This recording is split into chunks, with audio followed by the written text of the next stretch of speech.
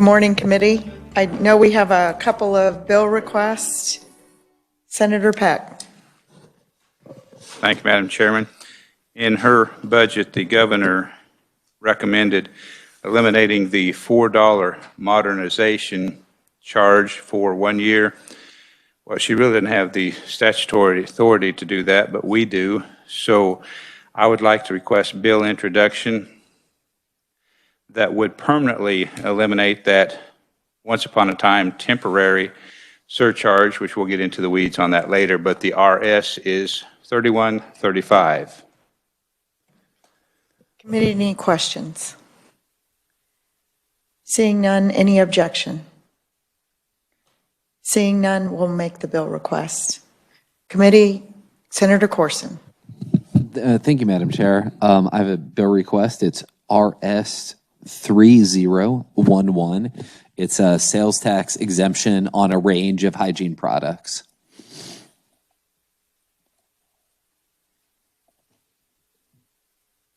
Committee, any questions? Committee, any objection? Oh, Senator Baumgardner. Why didn't you share that yesterday? I was not able to be in committee in person yesterday. Otherwise, I would have. So for once, I'm very grateful that we're meeting on a Friday morning so I could make this bill introduction. Thank you, committee. Any objection? Seeing none, we'll make the request. Committee, I have a couple of bill requests. One, I refer to it as the museum checkoff, which is not what it is, but it would allow a donation through your income tax for local museums. We've seen this legislation before, but we got cut short in a COVID year. Committee, any questions? Any objection? We'll make the bill request. I have one other one. It's to clarify church property for property taxes. Committee, any questions? Any objection? We'll make the request. I'll have a couple more next week, and I know we're getting close to turnaround committee so we do have a lot of work before us. We closed the hearing on the Department of Revenue's budget committee, so I'm going to pick up with it, and then we'll go with BODA. But I think, committee, what are your wishes on the Department of Revenue? Senator Clays. Thank you, Madam Chair. First, I want to clear up a couple of misconceptions. A couple of days ago, we had some discussion here in this committee, and following that, there was some comments made that this was some sort of partisan attack, and Senator Solentrop isn't here right now, but he would recall that in our days in the House, we zeroed out an agency budget one day in appropriations when the agency looked at a 20-year-old law with a new set of spectacles and made unsuspecting small business owners felons. We zeroed out that budget. That was a Republican governor, Republican agency. Second misconception is that this is about saving Netflix or some other corporate streaming service money. This is not about a $23 million tax bill. It's about leverage to extract a consent agreement to collect the unauthorized tax going forward. You see, committee, Netflix doesn't care if they collect and remit a sales tax. Netflix doesn't pay the sales tax. Your constituents do. Netflix hits a button. They still get their $17.99 a month. If there is a tax applied to streaming services, that is most definitely a question for the legislature. You have only one recourse when an agency abuses its power. You hold their budget. This is it. It's your opportunity to hold an agency accountable for ignoring decades of precedent and rewriting a statute. But a lot can happen in 48 hours. For instance, I came up with at least 7 ways to take whacks at this budget piñata, and I'm almost disappointed I don't get to share those with you today. I am confident that this agency will resolve this issue, and I assure the committee that as the carrier of this budget through the process all the way to the end, that I will pursue them should they not. And with that, Madam Chair, I move that the committee recommend the FY 22 and 23 budget for the Department of Revenue at the governor's recommendation. Committee, you've heard the motion. Is there a second on the motion? Senator Kirshen. It's been moved by Senator Clay, seconded by Senator Kirshen. Discussion on the motion. Senator Peck. Thank you, Madam Chairman. I do have an amendment too, so I don't know if it would be a substitute motion. So if you will, Senator Peck, I should have asked for that. We could have done it either way, but I am going to ask you to withdraw if the second would withdraw. Just make an amendment at this stage, though. I know we can, but I don't want to for the minutes. It makes it easier for the. Very good. Thank I you. will withdraw my motion for Senator Peck's amendment. So the second has been withdrawn and the motion has been withdrawn. Senator Peck. Thank you, Madam Chairman. On page 8 of the budget, page 11 of the budget write-up, there is a provision under the governor's recommendation, number 8, foods tax sales administrative cost of 525 plus thousand and 8 FTE positions. Because of the fact that we will need to put some positions in at some point due to passage of the Apex bill, because the governor did not put positions and funding in administering the Apex bill, I am going to move, and this of course can be reversed by Ways and Means, but I'm not confident that we're going to pass a food sales tax reduction or elimination, and if we do, I'm not confident that they need the 8 positions since they have over 1,000 FTEs. I'm confident they have plenty of FTEs that they can move into these positions. And I'm also confident that they can find some funding, the $500,000 somewhere. So I'm going to make a motion that I'm not sure what word you would use, eliminate or do not agree with the governor's recommendation on number 8 on page 11. We would strike that language. Okay, that would be my motion then. Okay. Is there a second? Committee, I'll second the motion. It's been moved by Senator Peck, seconded by Senator Tyson to remove the language that would, in the portion of just the 2022 or Senator 2022 and 2023 portion. That would be the 10 million. Okay, because if you don't make that, I will. Okay.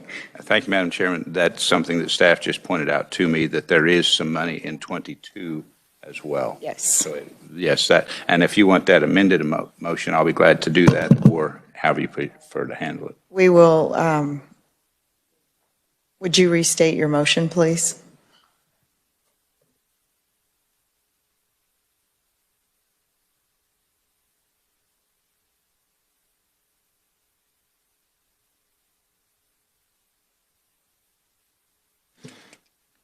Thank you, Madam Chair. What I would amend my motion to would be to strike the language under the governor's recommendation on page 8, number 13, and then strike the language on page 9, number 8. And these both have to do with the food sales tax administrative costs. I guess there's only an ask for additional positions in 23, which is strange.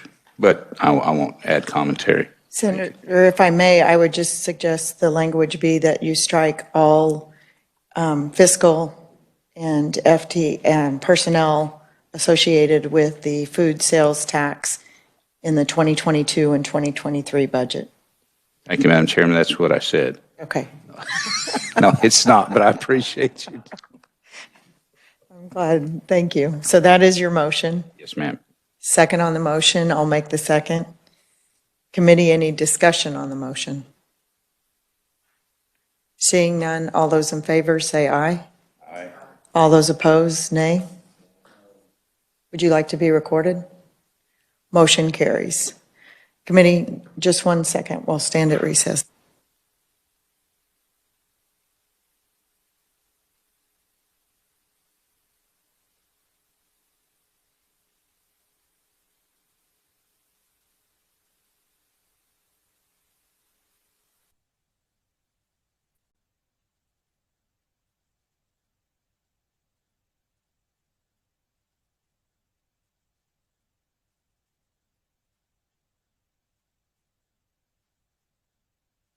I have a question for the Department of Revenue. I'm hearing rumblings, and we went through this a few years ago on notices for car tags, that they wanted to move to a post card instead of a letter. And I was able to get an amendment up. Senator Baumgardner helped. We got that across the floor to require those letters for car tags and vehicle registration. And it was a little heavy-handed to go through, but after talking to county treasurers last night, they greatly appreciated our efforts in doing that. And I've heard rumblings that the department is considering removing notices for driver's license, that people would not get those in the mail. Is that correct, Mr. Secretary? Would you mind addressing the committee on that?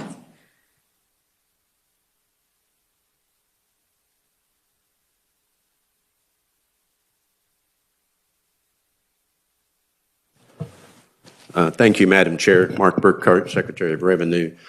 And this is the notification that would come out to drivers that you have to renew by a certain date. It's my understanding, and I'll double check this, last year the legislature, I think, authorized that to be done electronically at the option of the licensee. Otherwise, they're going to get a card in the mail. Thank you, and I know that was my amendment to make sure that it was optional. And I heard rumblings that they might try to mandate that, and I was hoping that is not the case. If the statute says it's optional, it will be optional, and cards will be mailed otherwise. Okay, and you guys have been great to call on. We can call you at any time. I know this does come up during budget hearings. You know, we've got other issues too. I think we'll just bring you back at another time instead of bogging down the budget process. Car tags, antique tags, you guys have heard it all too. So at some point, we will bring you back in front of the committee for those types of questions. I appreciate your indulgence. Thank you. Committee, are there any other amendments for the revenues budget? Seeing none, Senator Clays, would you like to make your motion? Thank you, Madam Chair. I move the Kansas Department of Revenue budget for FY '22 and '23 at the committee's recommendation. Thank you. Yeah, it's been moved by Senator Clay, seconded by Senator Kirshen. Discussion on the motion. Seeing none, all those in favor say aye. Aye. All those opposed, nay. Motion carries. Committee will move on to the Board of Tax Appeals.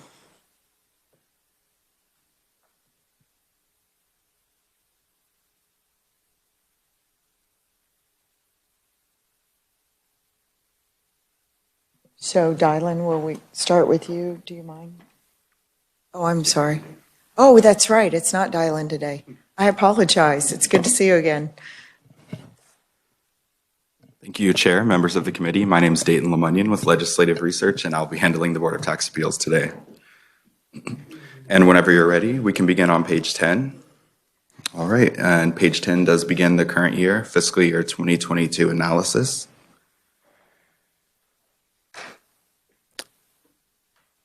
So we're looking about halfway down the page. The agency estimates revised expenditures of $2.0 million, including $711,589 state general fund. This is an all funds increase of $43,178 or 2.3%, and an SGF increase of the same amount or 6.5% above the approved amount. The agency's revised estimate includes 16 FTE positions, which is one more FTE positions than the approved amount. The agency estimates two adjustments. First, a supplemental request for salaries and wages. This would add one FTE position and about $44,000. This would fund about 6 months' salary for a full-time technology support consultant, and this employee will upgrade the hearing rooms in order to conduct hearings remotely. The agency also estimates about a reduction of $1,300, primarily due to decreased expenditures on software maintenance and database access fees. And we'll move on to page 11 for the governor's recommendation. The governor recommends $2 million of expenditures. This is an all funds decrease of $179 and an SGF decrease of the same amount.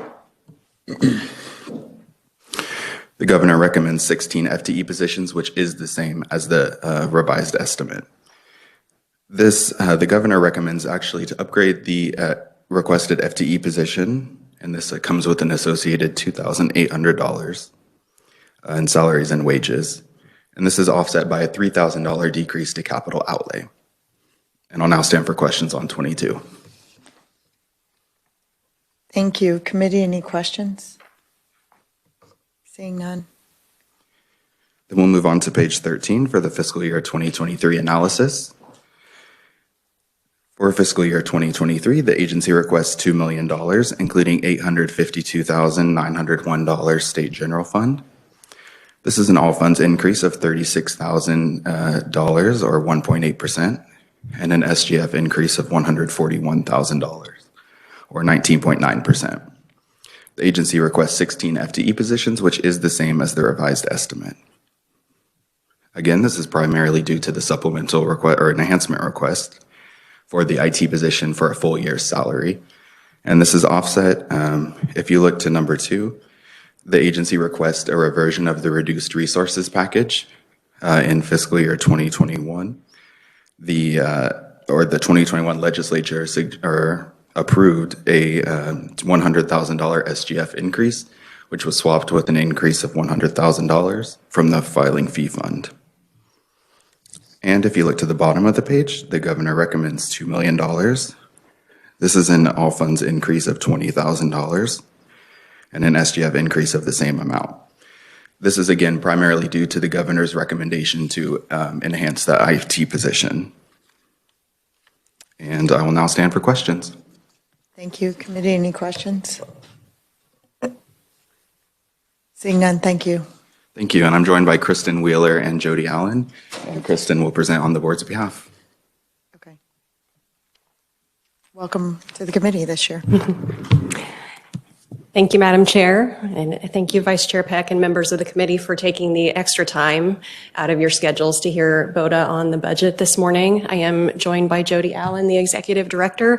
She is the numbers guru of our agency and also has a great deal of history with the agency. She's here to help me answer any questions that you all might have about specific numbers in the budget. I do tend to be long-winded. I'm going to try not to do that today in an effort to be respectful of your time. I know you have other things to take care of.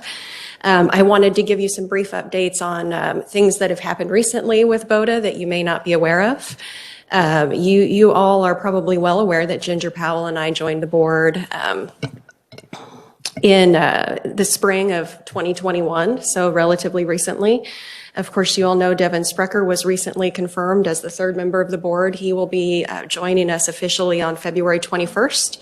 At that point in time, the board will have its full complement of board members and chief hearing officer for the first time in, I believe, about 2 years.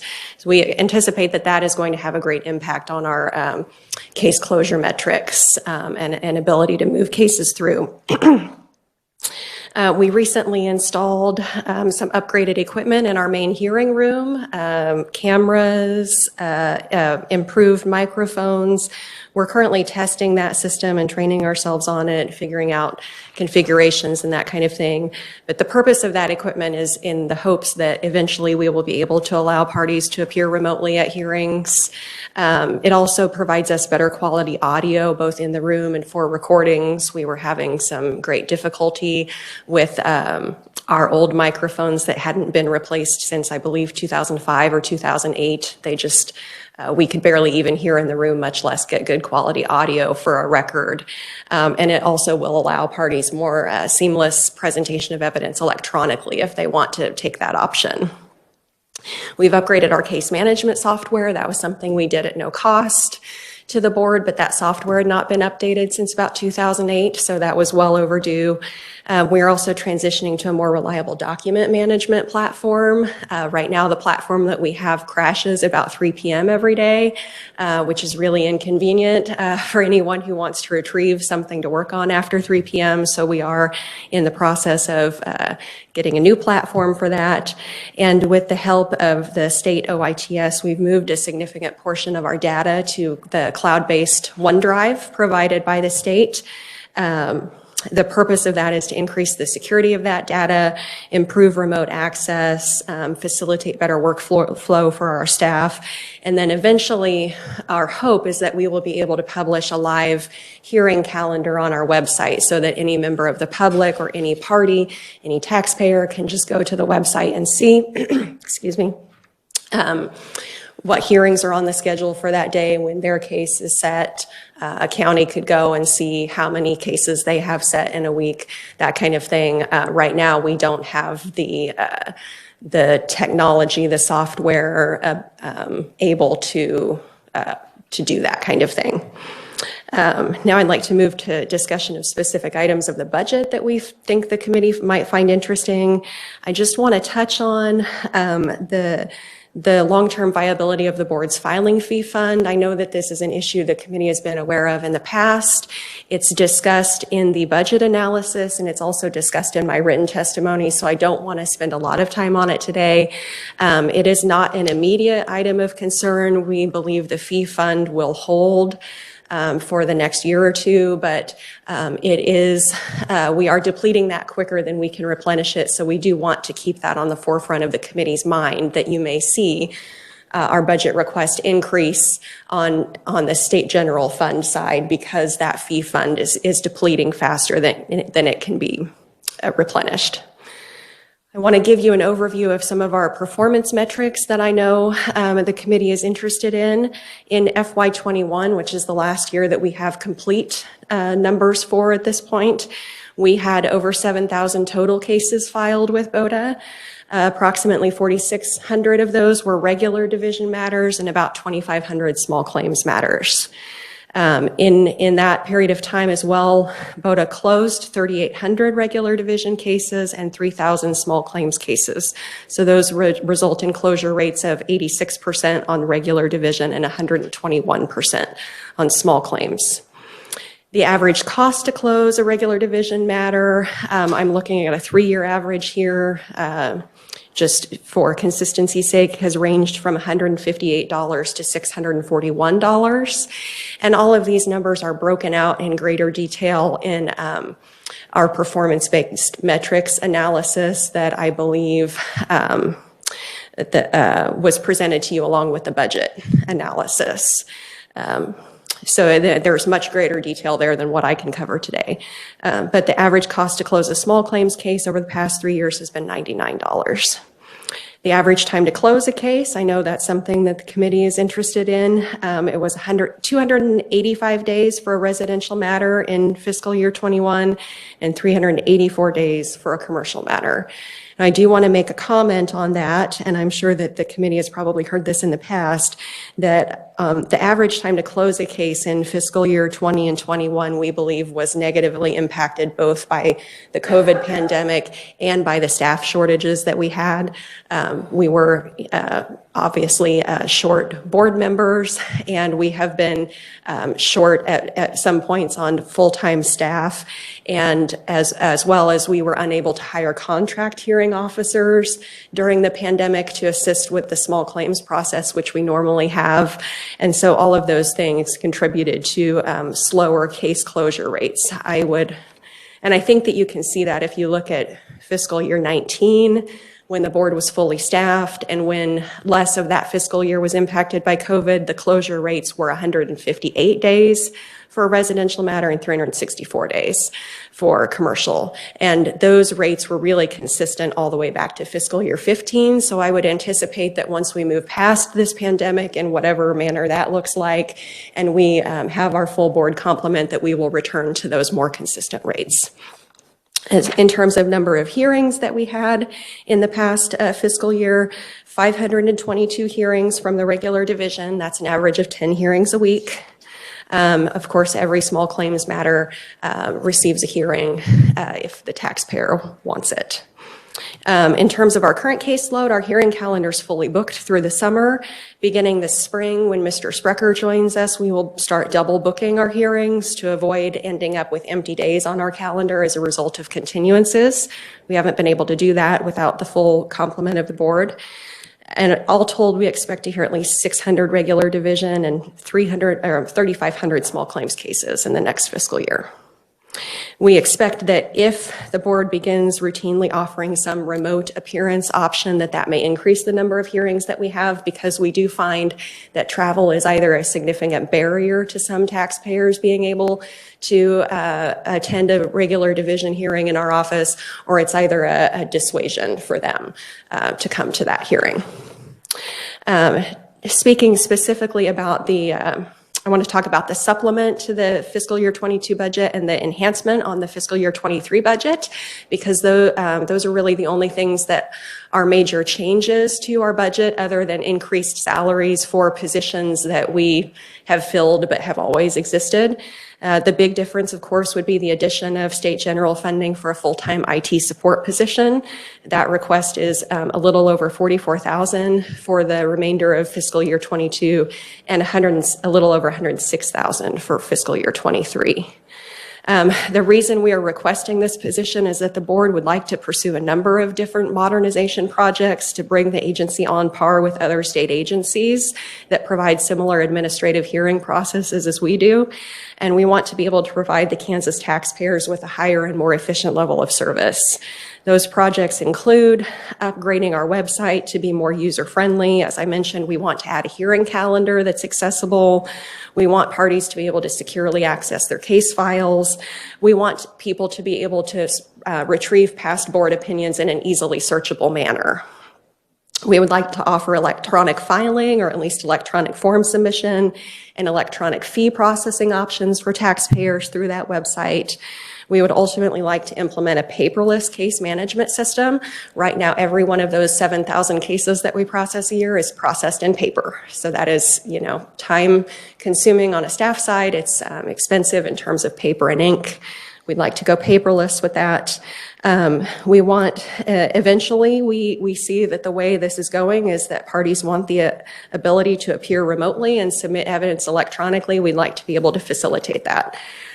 In order to do that, full-time IT support is really necessary for us to accomplish those objectives.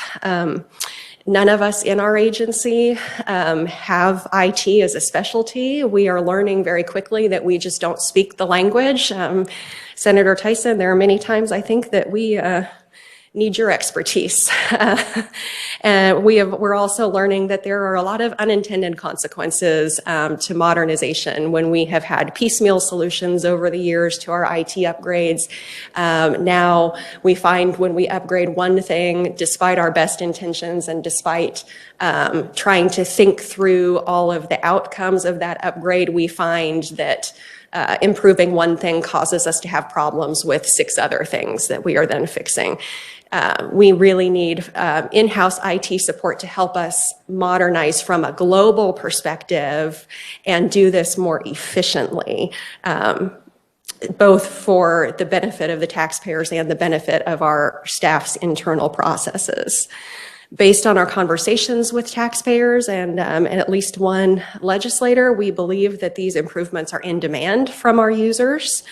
And based on our conversations with other agencies, both in Kansas and elsewhere, we believe that improving our IT infrastructure would really improve the board's overall efficiency.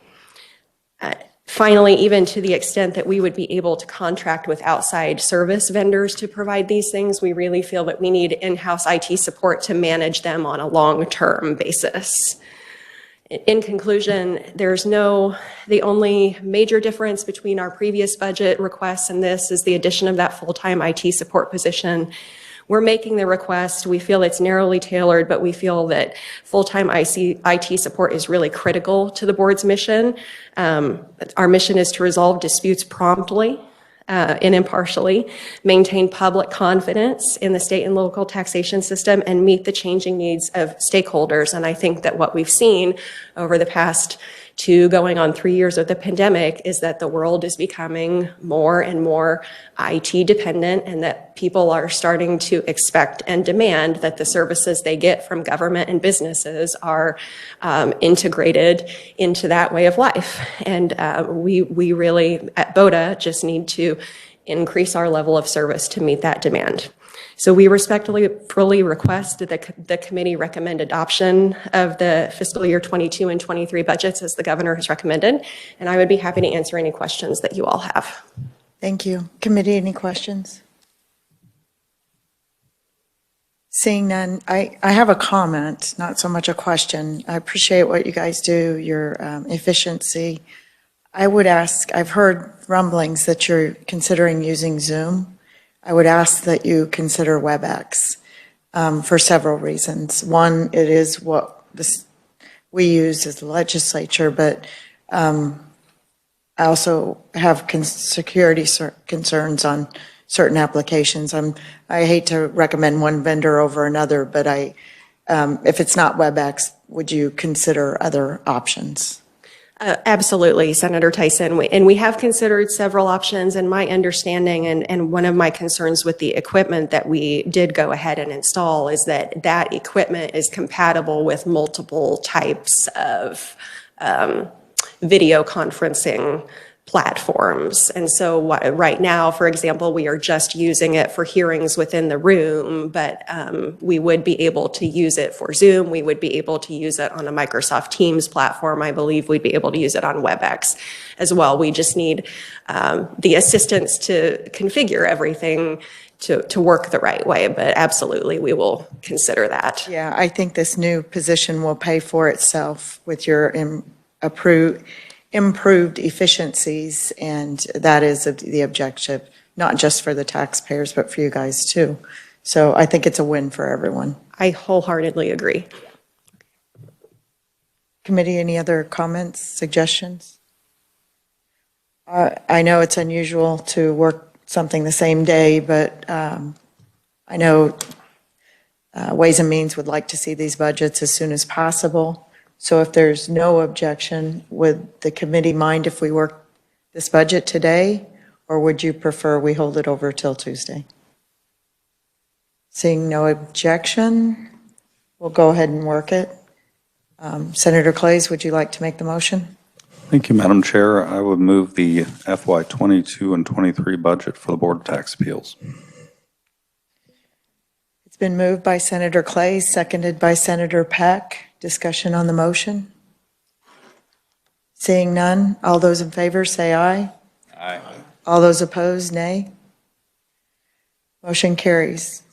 Committee, we have just a little bit of time left. I would draw your attention to Senate Bill 431.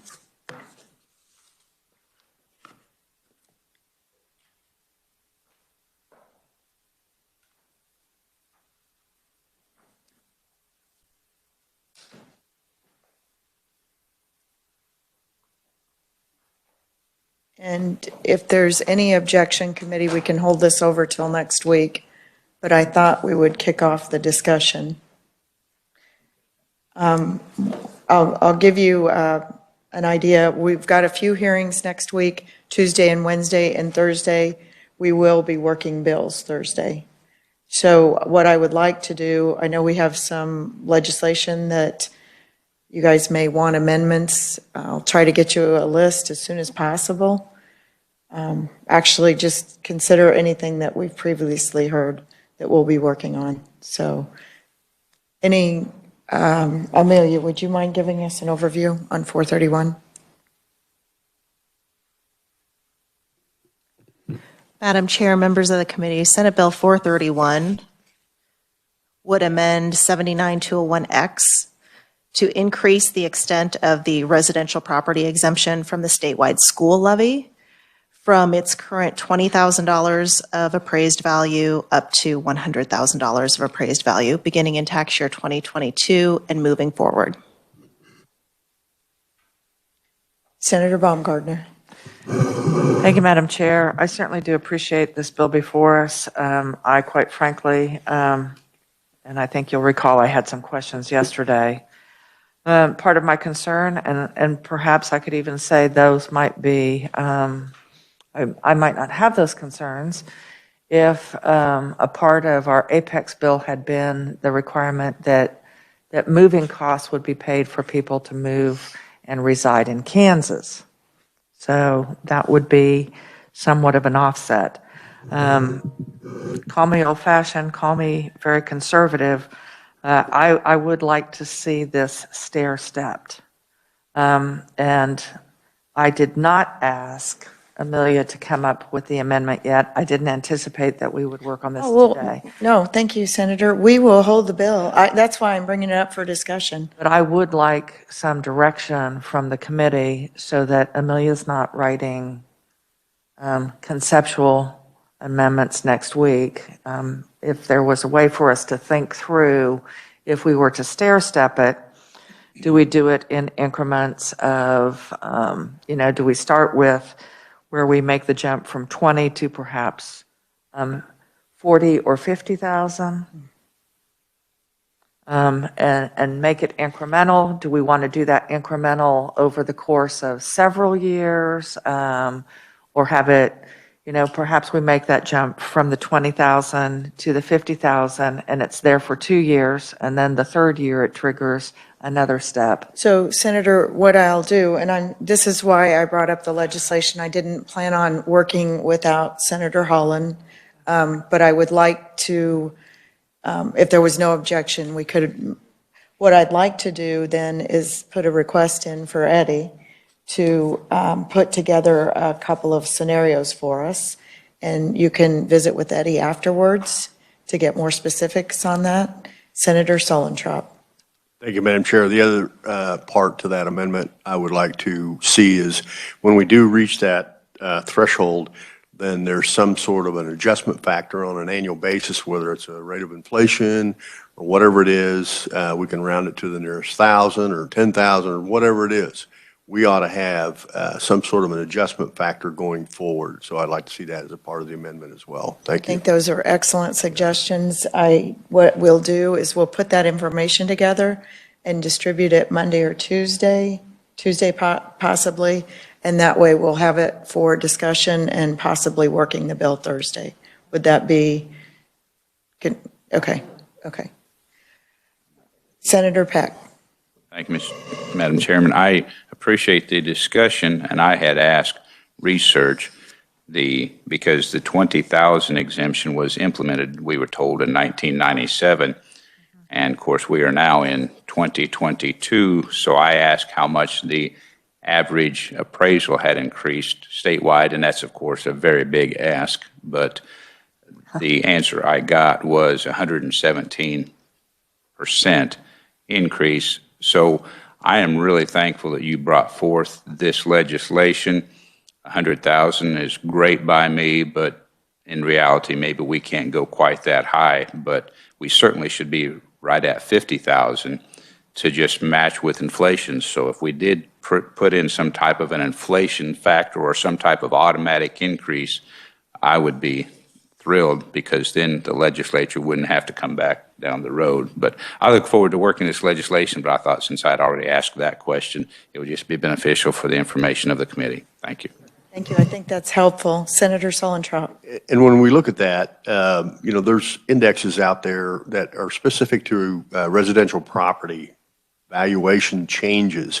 So as opposed to perhaps the just kind of the regular consumer price index, I think we ought to get a valuation factor that's more unique to residential property valuations. So thank you. Thank you, Senator. That's a good suggestion. I might add that to Eddie's research as to different, not just residential, also commercial plays a part in this too. So I complicated your equation a little bit. Thank you. Senator Baumgardner. Thank you.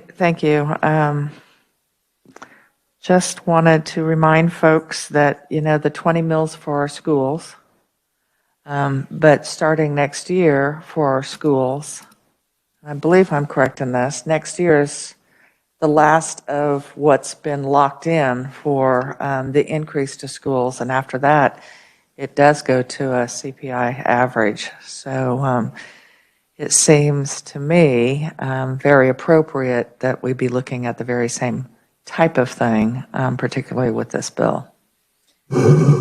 Thank you, Senator. We'll take a look at it. And I appreciate Senator Peck's comments. Yes, this is to kick off discussion. I know a lot of times we will introduce legislation in order to get that conversation going. I know we have a couple of education bills that are that way too. It's to kick off the conversation. It's not necessarily where we land, but it's our attempt to find solutions for issues that are facing Kansas. So committee, good discussion. Any other research or any other items needed for 431? Seeing none, we have a couple of minutes, committee. I hate to push it. It is Friday morning. Would you please review the bills that we've had previous hearings on? And if there's any data or information, and I'll get you a list of more detailed list. I'll bring that up Tuesday during committee. Is there any other business to be brought before the committee? Seeing none, we're adjourned, and I hope you all have a good weekend.